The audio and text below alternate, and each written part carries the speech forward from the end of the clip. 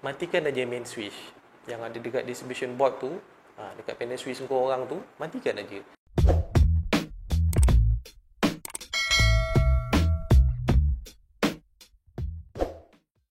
Assalamualaikum dan salam sejahtera. Berjumpa sekali lagi dengan aku, Ramadan Fauzan, dalam channel YouTube aku. Hari tu aku ada share dekat YouTube pasal kenapa bil elektrik kurang tinggi. Untuk video tu korang boleh tengok dekat description, aku ada share dia punya link dia. So lepas aku share benda tu, ramai pula yang tanya aku cara-cara macam mana nak jimatkan bil elektrik. So aku ada beberapa point berdasarkan experience aku. So aku akan share dekat sini lah. Nombor 1, pakai peralatan elektrik atau elektronik yang mempunyai 5 bintang yang dikeluarkan oleh Suruhanjaya Tenaga ataupun ST. Sebab kebanyakan barang-barang ni dia pakai inverter. So inverter ni memang lebih menjimatkan lah. Dia boleh laras kau punya keperluan tu berdasarkan keadaan-keadaan semasa lah. Kalau tak di inverter, dia akan jalan 100%. Contohnya macam aircon ataupun freezer. Kalau ada inverter, dia tak akan jalan 100% pada setiap masa.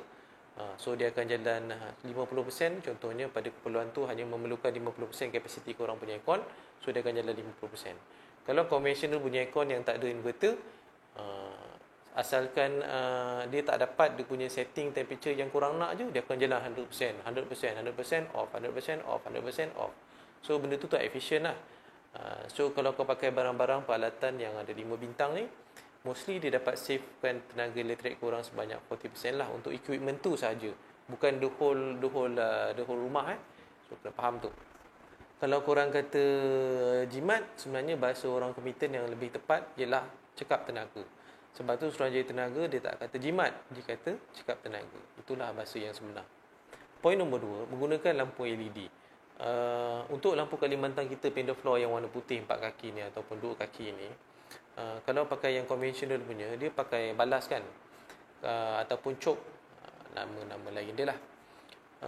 Balas ni masalahnya dia menggunakan watt yang tinggi, tapi dia menghasilkan keterangan cahaya yang rendah.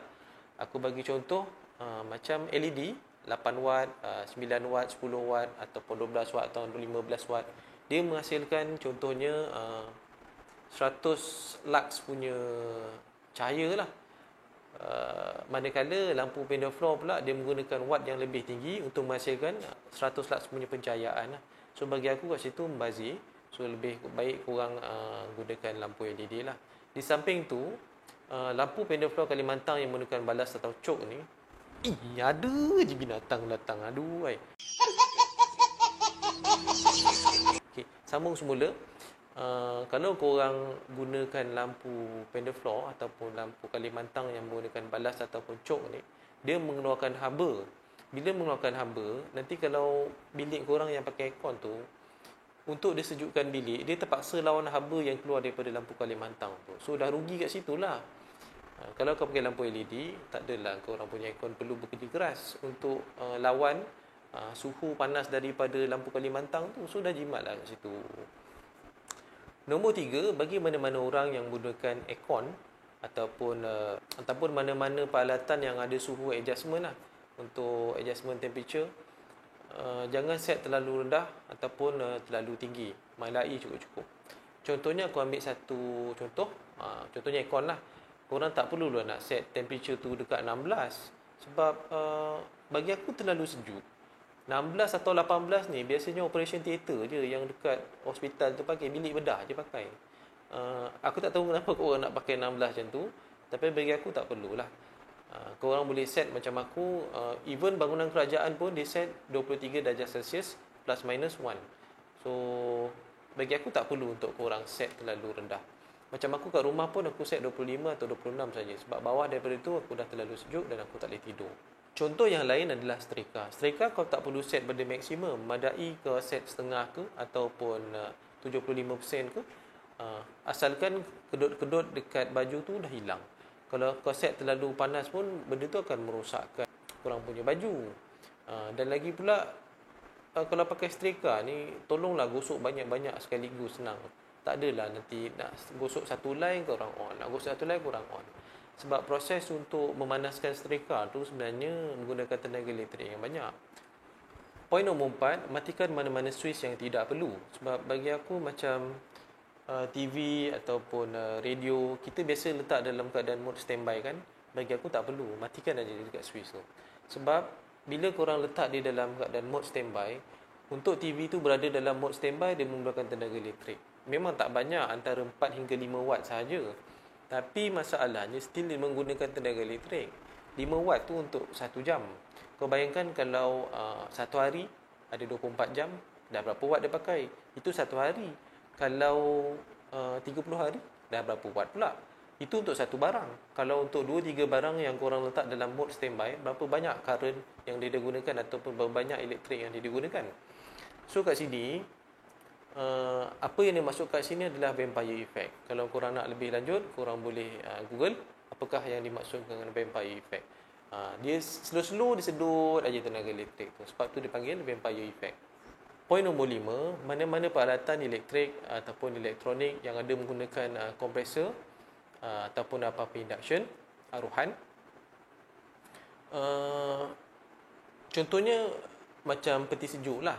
Korang jangan letak terlalu rapat dengan dinding belakang tu. Sebab proses untuk menyejukkan cooling coil yang ada dekat belakang peti sejuk tu, dia memerlukan pengudaran yang baik. Kalau korang letak terlalu rapat, macam mana nak sejukkan gas yang masuk cooling coil ke dalam kat belakang tu, dan cooling gas tu akan masuk balik ke dalam peti sejuk. Recirculation punya method kan. So kat situ jangan terlalu rapat lah. At least ada gap 1 kaki untuk dia buat proses penyejukan gas tu. Proses tu memerlukan tenaga elektrik yang tinggi kalau tak ada pengudaran yang baik. So kompresor korang akan bekerja dengan lebih keras kalau dia tak dapat sejukkan ikut dia punya temperature lah. Contoh kedua, peralatan yang aku boleh cakap ialah macam aircon ataupun penghawa dingin ataupun pendingin hawa, tak kisahlah mana-mana. Aircon ni konsep dia sama je dengan peti sejuk. Cuma bezanya dia punya outdoor unit tu, dia nak sejukkan gas yang kat luar tu, dekat cooling coil yang kat luar tu. Dia akan tarik udara panas yang ada dekat cooling coil kat luar tu. Tapi kalau korang punya outdoor unit korang block dengan papan ke, dengan zinc ke, ataupun dengan almari ke apa, tangga ke kan. Jadi macam mana dia nak sejukkan gas yang ada dalam cooling coil kat luar tu, kat outdoor unit tu. So tak efisien lah. So jangan block apa-apa. Contohnya macam benda-benda macam tu lah. So untuk mendapatkan penggunaan elektrik yang lebih cekap. Poin nombor 6 adalah bonus. Yang ini aku rasa antara experience aku yang paling berharga lah untuk aku share dekat korang.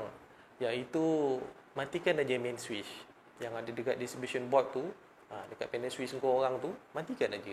Sampai bila-bila tak payah on. Memang jimat. Langsung tak bergerak meter elektrik tu. Gurau, jangan marah. Anyway, itu saja sharing aku untuk kali ini. Kalau ada apa-apa soalan berkaitan elektrik, korang boleh try komen kat bawah dan aku akan jawab sebaik mungkin. Jumpa lagi pada masa akan datang dan Assalamualaikum.